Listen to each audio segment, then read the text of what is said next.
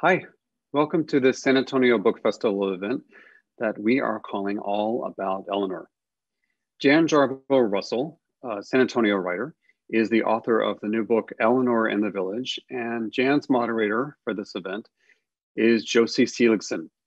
Eleanor in the Village is a vivid account of a mostly unknown but critical chapter in the life of Eleanor Roosevelt, when she moved to New York's Greenwich Village, shed her highborn conformity, and became the progressive leader who would later push for change as America's First Lady. We recorded this event before the festival happened, and Jan has been thinking for a long time about Eleanor Roosevelt, and will read her responses to our moderator, Josie Seeligson's questions.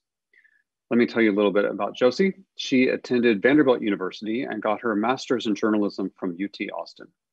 She has worked as a freelance prose writer, copywriter, and copy editor for a number of publications, and has served on Gemini Ink's staff and board and on the San Antonio Book Festival Board of Governors. A certified master gardener, she tends trees, plants, and a collection of nature and nonfiction essays at Purple Bird. We hope you'll buy Jan's book from Nowhere Bookshop, the book festival's bookseller. Independent bookstores have had a hard time during the pandemic, so we hope you'll support them and Jan and the festival by clicking on the Buy the Book button on our site. And we hope you enjoy this event. Thank you. Hi, everyone. Thanks for joining us. I'm here today with Jan Jarboe Russell, and guess what? We are both vaccinated. So according to protocol, we are going to take off our masks for the rest of our session. And we're here today with Jan to discuss her new book, Eleanor in the Village, Eleanor Roosevelt's Search for Freedom and Identity in New York's Greenwich Village. Jan is also the author of New York Times bestseller, The Train to Crystal City, FDR's Secret Prisoner Exchange and America's Only Family Internment Camp during World War II, which won the Texas Institute of Letters Prize for Best Book of Nonfiction. She is a Neiman Fellow, a contributing editor for Texas Monthly, and has written for the San Antonio Express News, the New York Times, Slate, and other magazines. She also compiled and edited They Live to Tell the Tale, true stories of modern adventure from the legendary Explorers Club. She lives in San Antonio, Texas, with her husband, Dr. Lewis F. Russell, Jr. Jan, we've known each other a long time. I can't remember where we met, but I think it was about 20 years ago at a Gemini Ink writing class that you were teaching, and if memory serves correct. And later we formed a writing group. Right. And what I love about San Antonio is the network of writers that show up for each other and support each other. So I'm so happy to be here with you today to celebrate your new book. Thank you so much. So for any of you who haven't read her book, her other books, Jan has a way of making history very accessible to those who aren't history lovers.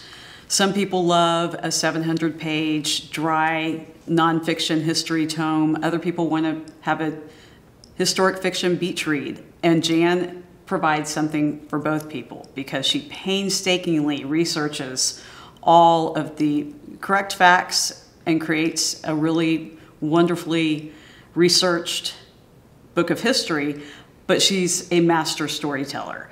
And so she's also able to reach people who want to have a good story, and she makes her characters come to life. You really feel like you know the characters and their traits and their human struggles. And at the end of reading her books, you're sad they're over, and you feel like you know these people and you want to learn even more about them. I found myself going down extra rabbit holes because I still wanted more. So,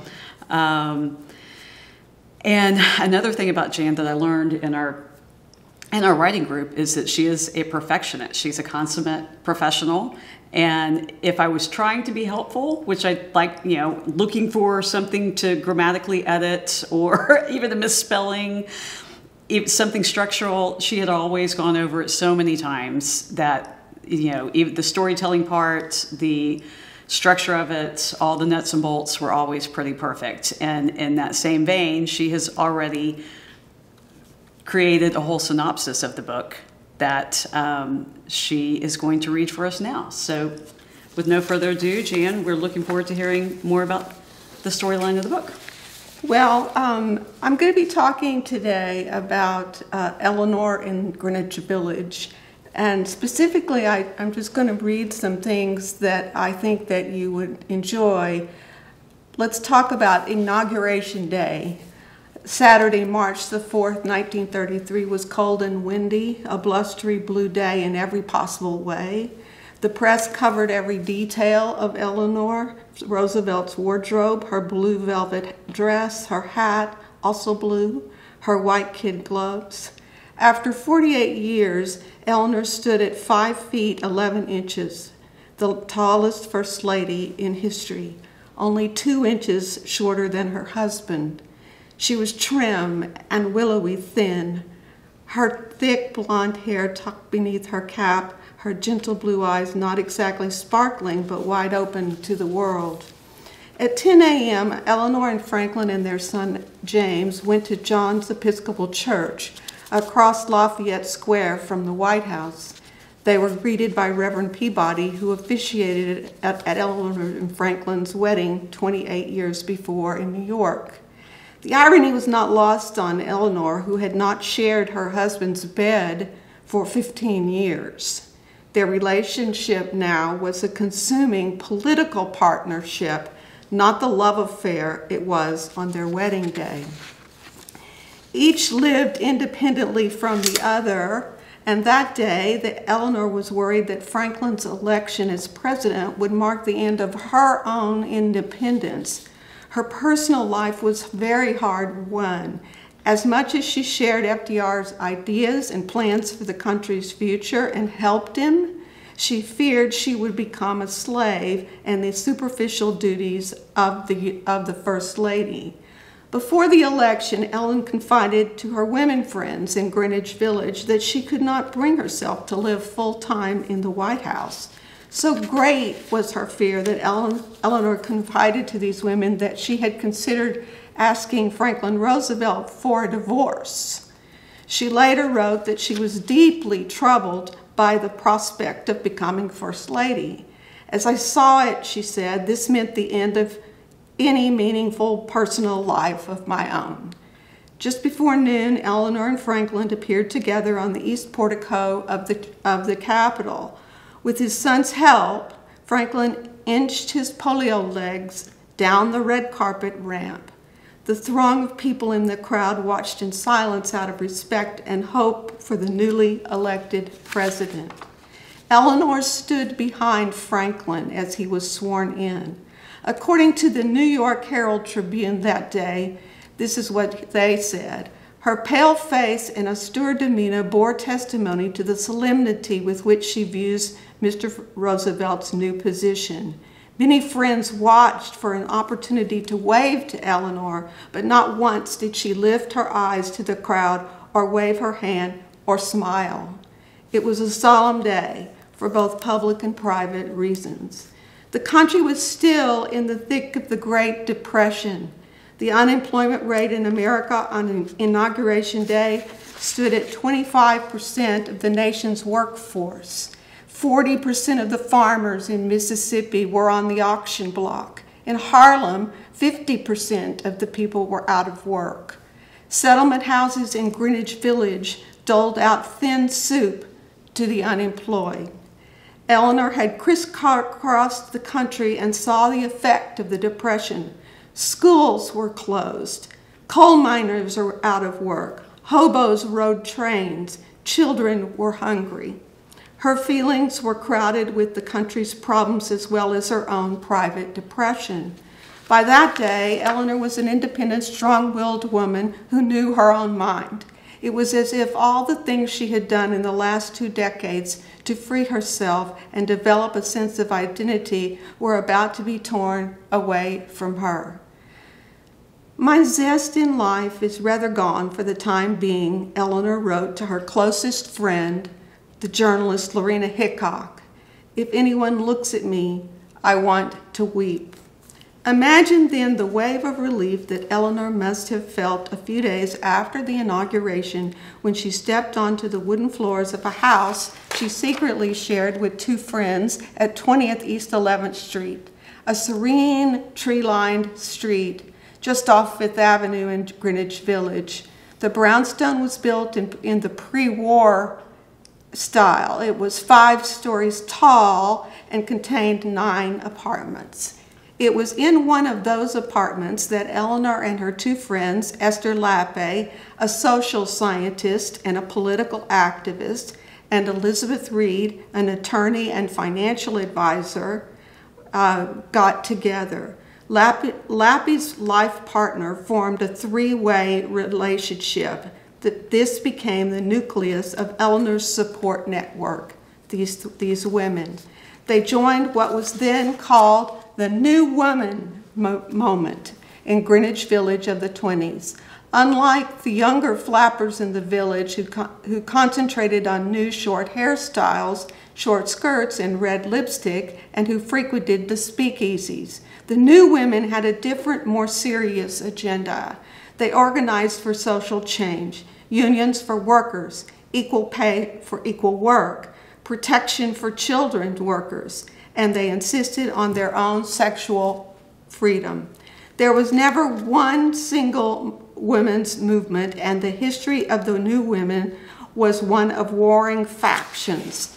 They disagreed about politics and political parties. Some, like Eleanor, were Democrats, others Republicans, socialists, and communists. Many in Eleanor's circle were gay, including Lappe and Reed. Others were Spencers.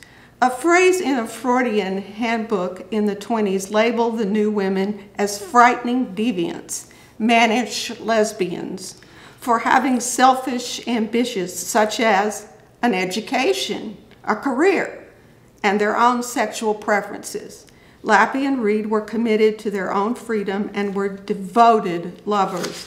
They lived outside the blueprints of societal dictates and followed instead the rhythms of their own nature.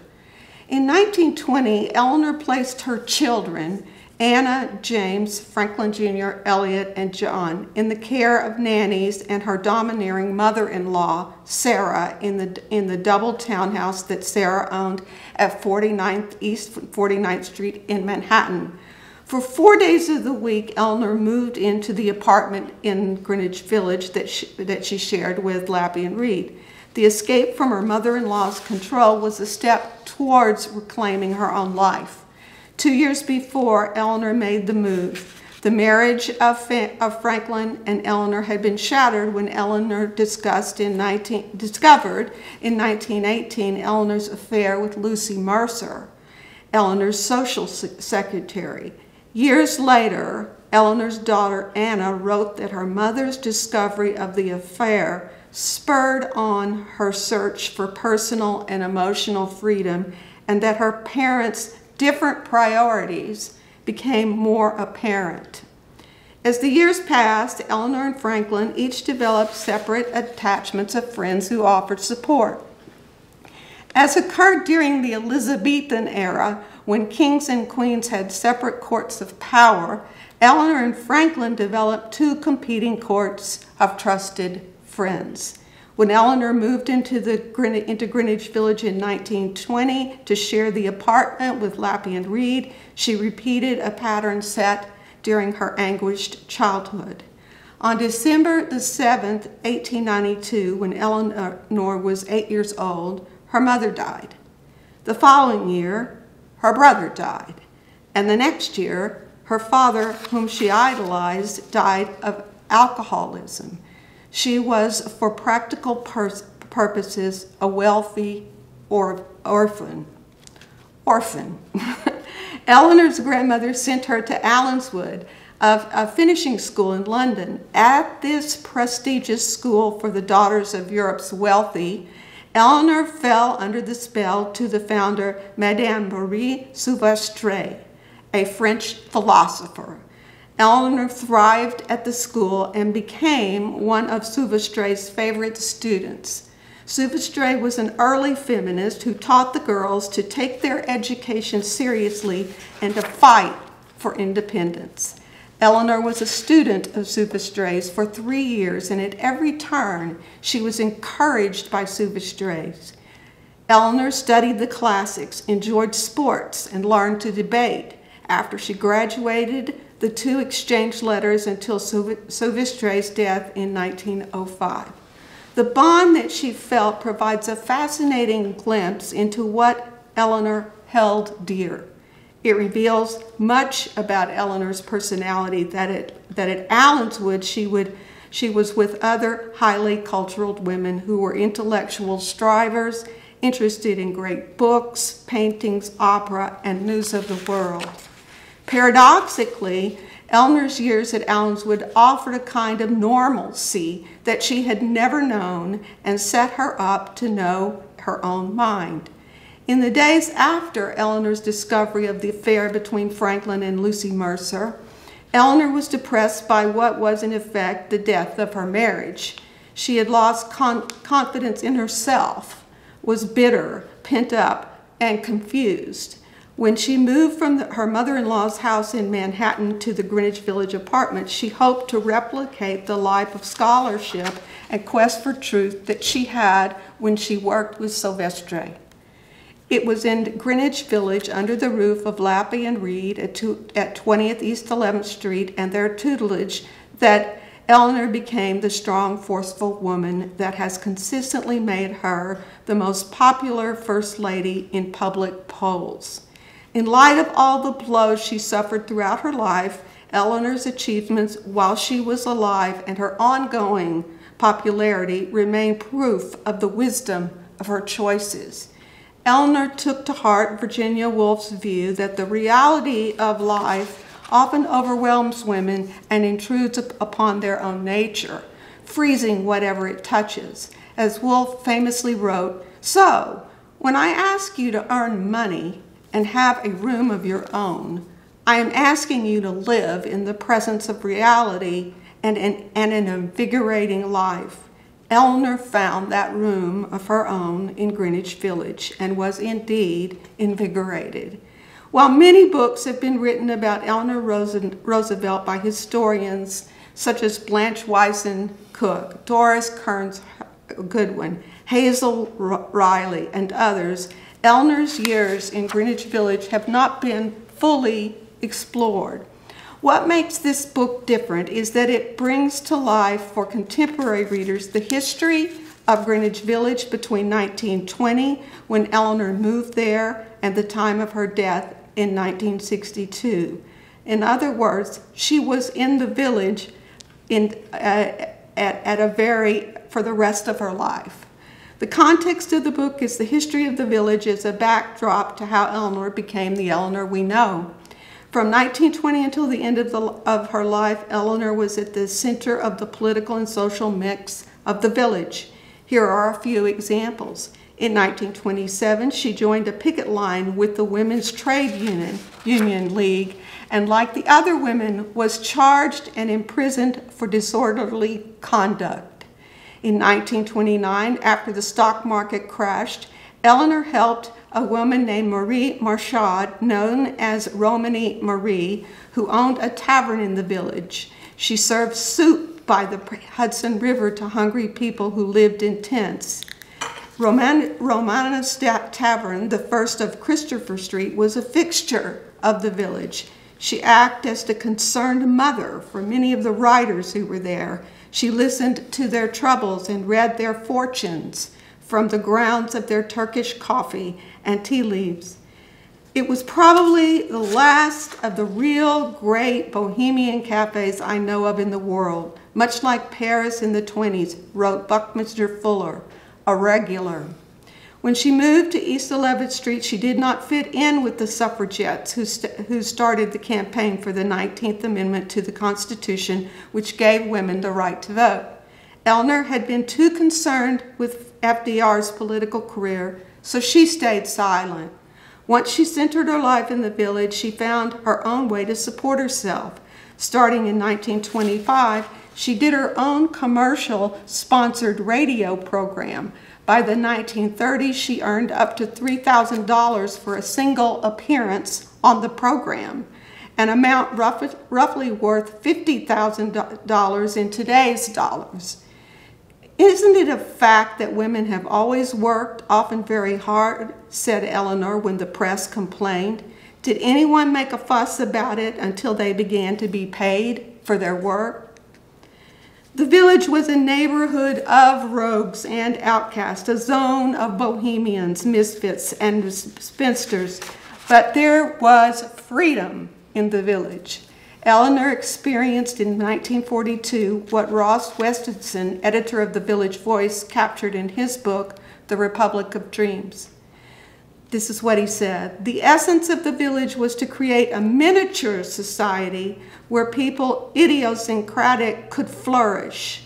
Every American who remains hostile to the village have become fascinated by it because it has become a kind of laboratory in which a nation at once dedicated to militant individualism and middle-class conformity could witness attempts to overcome that paradox.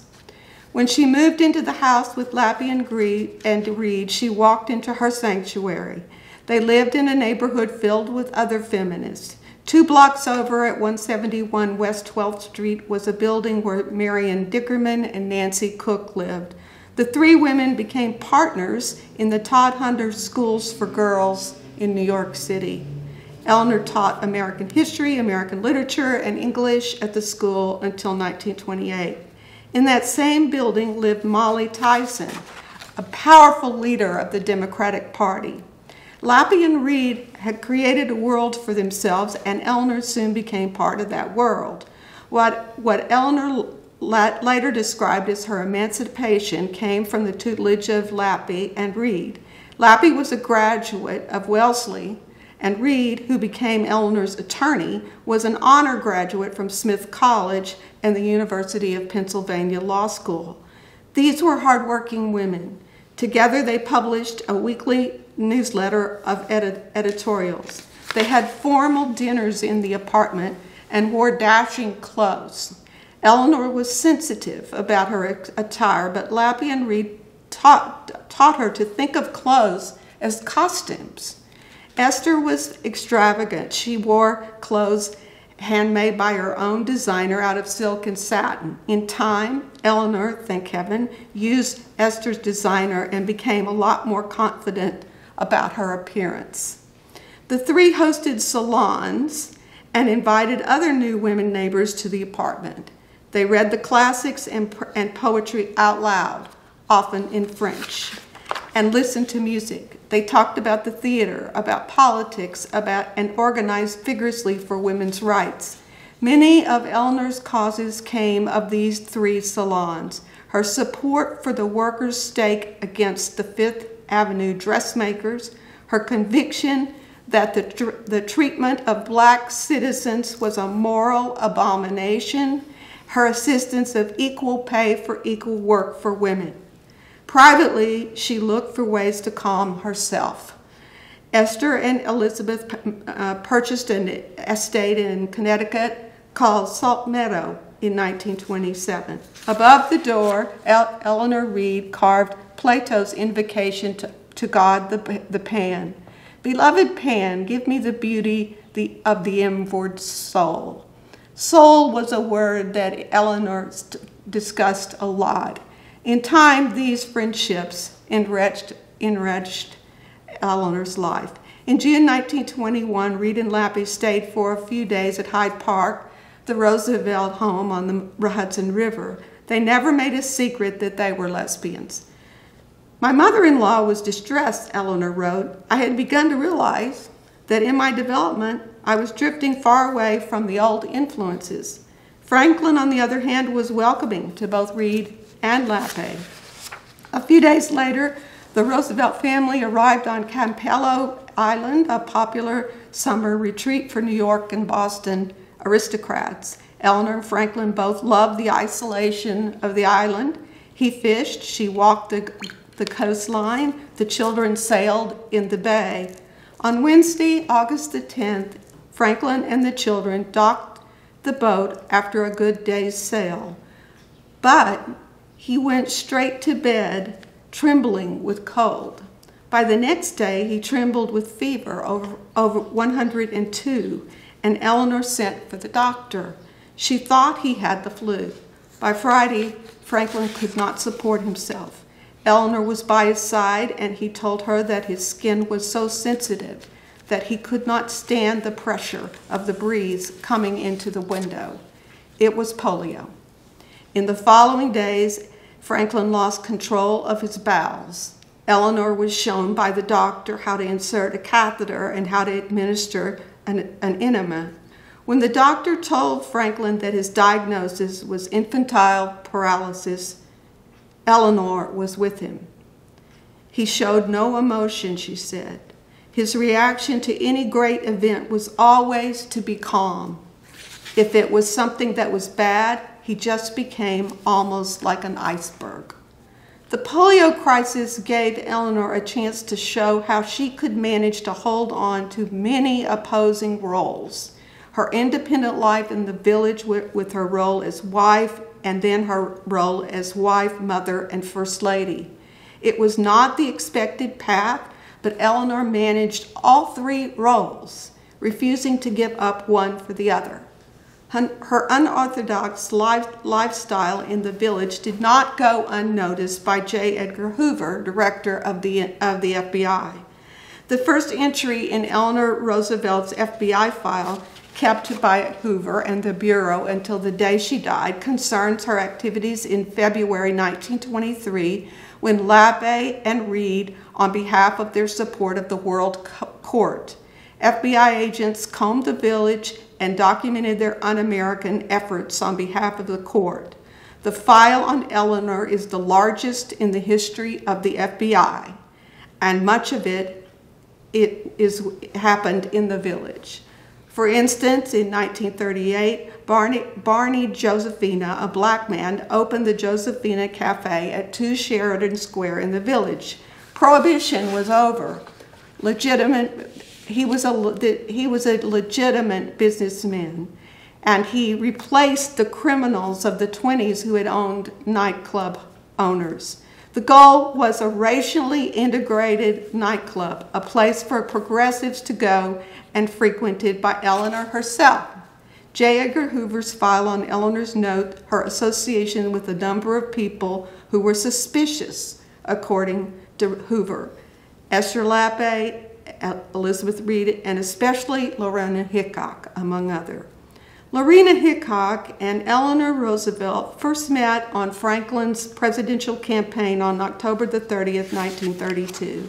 Hickok was a veteran reporter who worked for the AP and was known simply as Hick. She and Eleanor became acquainted that night on the train. They had so many things in common. Hick had an abusive father. Eleanor had had an alcoholic father and a disapproving mother. She also had an overbearing grandmother, and her aunts called her still the ugly duckling. As Hick remembered, Eleanor did most of the talking that night, after which Hick, who was, after all, a veteran reporter, said, "May I print some of that?" Eleanor responded, "If you like, I can trust you." Hick and Eleanor became very close friends and frequently traveled together during the Depression to Appalachia and other distressed parts of the country. During the war years, Eleanor publicly supported her husband, although privately they had their disagreements. The war years in the 1940s gave rise to a revival in the village after the Depression, and at the same time made New York City the capital of the Western world. The war broke the rhythm of American life, and afterwards it was hard to retrieve it. On April the 12th, 1945, Eleanor was in Washington, D.C. when Franklin died in Warm Springs, Georgia. Eleanor sent for Harry Truman to inform him, and she said, "Harry, the president is dead. Is there anything I can do for you? For you are in trouble now."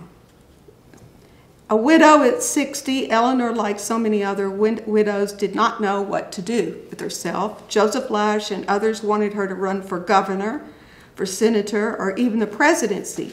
But Eleanor did not believe a woman could win.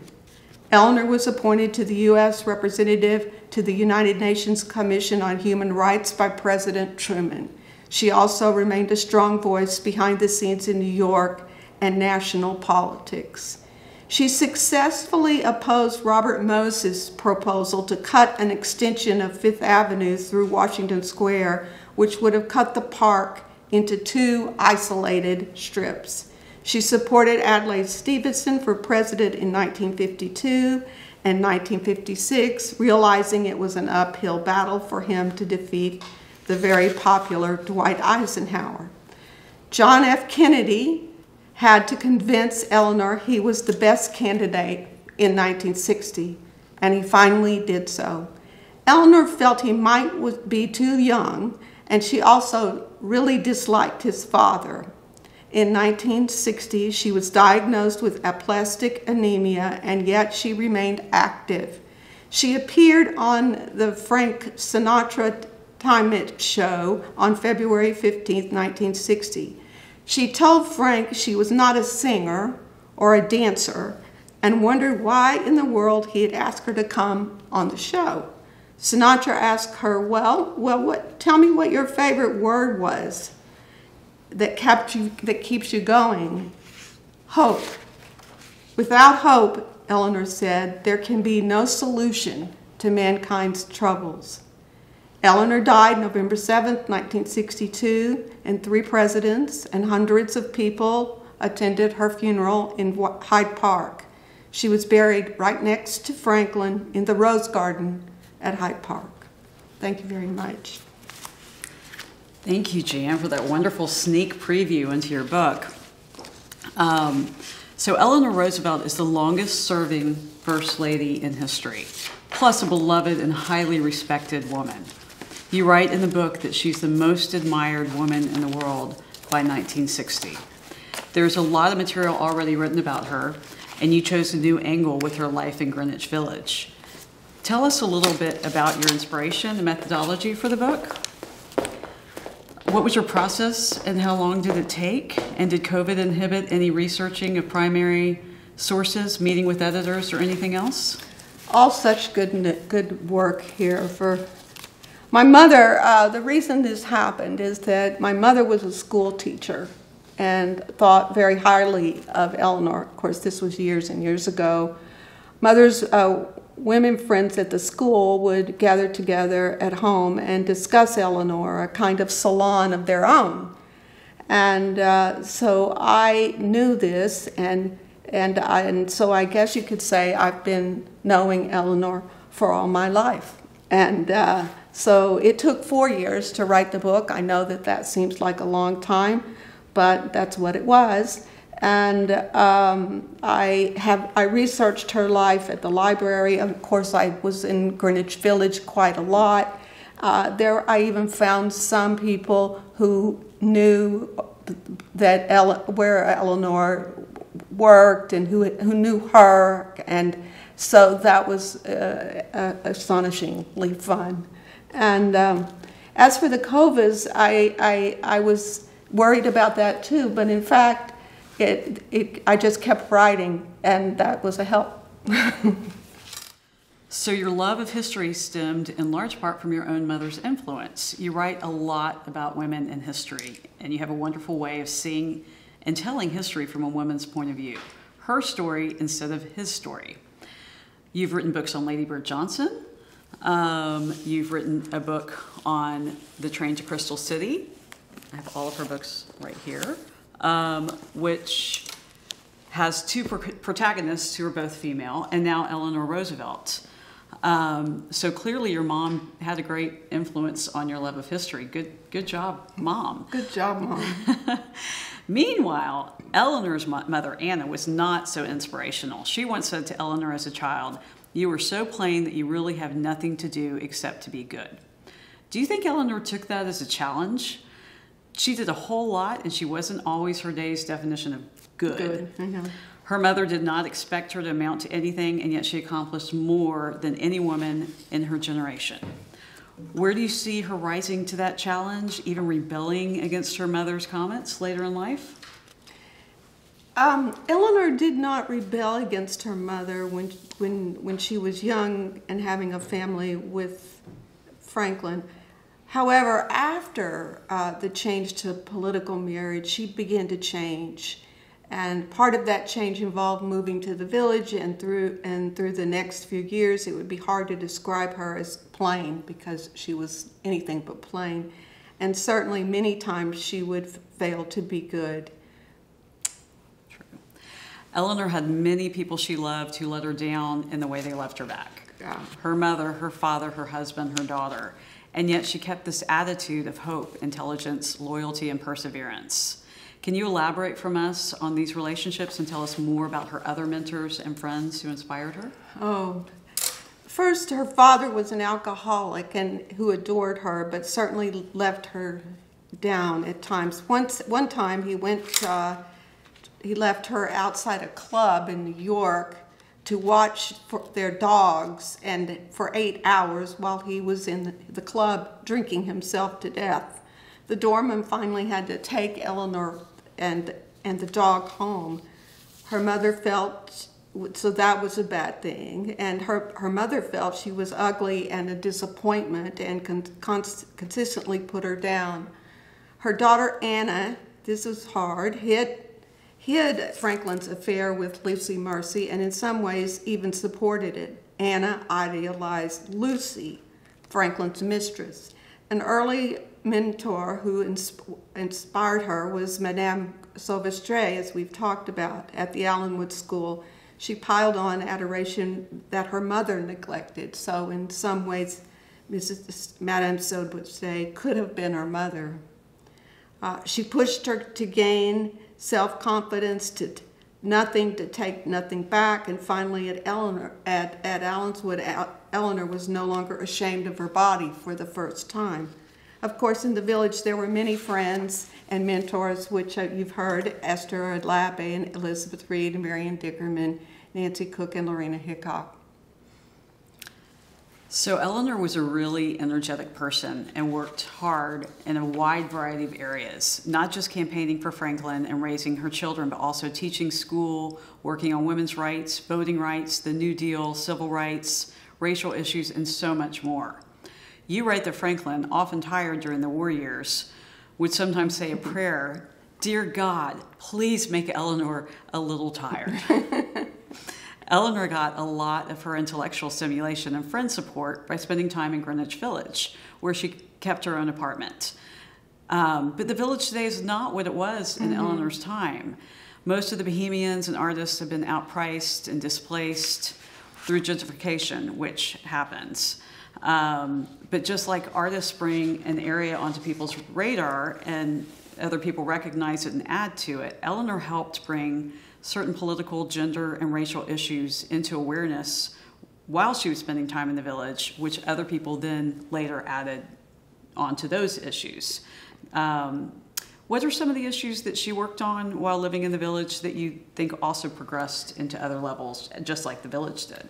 Yes, I can give you three examples. The first involves Robert Morris's effort to extend the Fifth Avenue into Washington Square and thus divide the park into two separate areas. Eleanor vigorously opposed this and helped prevent it, which was very difficult. Second, her support of Black Americans throughout her career. This, of course, is an unfinished effort even today. Finally, in 1927, she was arrested and jailed for standing on a picket line in support of the Women's Trade Union. And Josie, we are still talking about equal pay for equal work for women, and there is still a glass ceiling for women. True. So although she made great strides, her work is far from done. Still, Eleanor became one of the most respected figures in politics, even as you said, John F. Kennedy had to kiss the ring to make sure she was on his side. He couldn't win without her backing. And indeed, once he had her support, it probably swayed the vote his way. How do you think Eleanor compares to other first ladies in regard to marital challenges and political challenges? Do you think there are any other first ladies who held this kind of power, or for that matter, any women, journalists, celebrities, politicians who carry similar clout today? Many people still consider Eleanor the best first lady ever. I believe that. I've heard it a lot. When considering marital challenge, she and Hillary Clinton are frequently compared. And sometimes Hillary Clinton just talks about Eleanor a lot. Both were betrayed and both chose to stay in the marriage.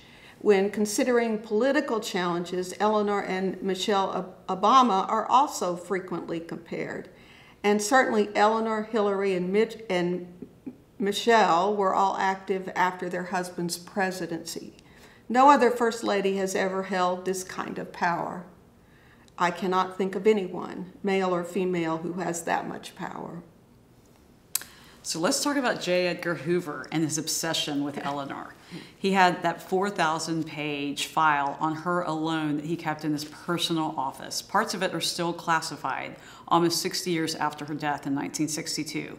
You write that FDR had told Hoover that he wanted a broad picture of subversives in the United States, and FDR's directive also allowed Hoover unlimited public resources to spy on his personal enemies, which included the president's wife. Did Franklin realize he'd given Hoover that power? And did he ever try to rein in Hoover's scrutiny on his own wife? Just why was Hoover so obsessed with Eleanor, and why are those files still classified? Did you get to read them? What do you think is in the parts that are still redacted?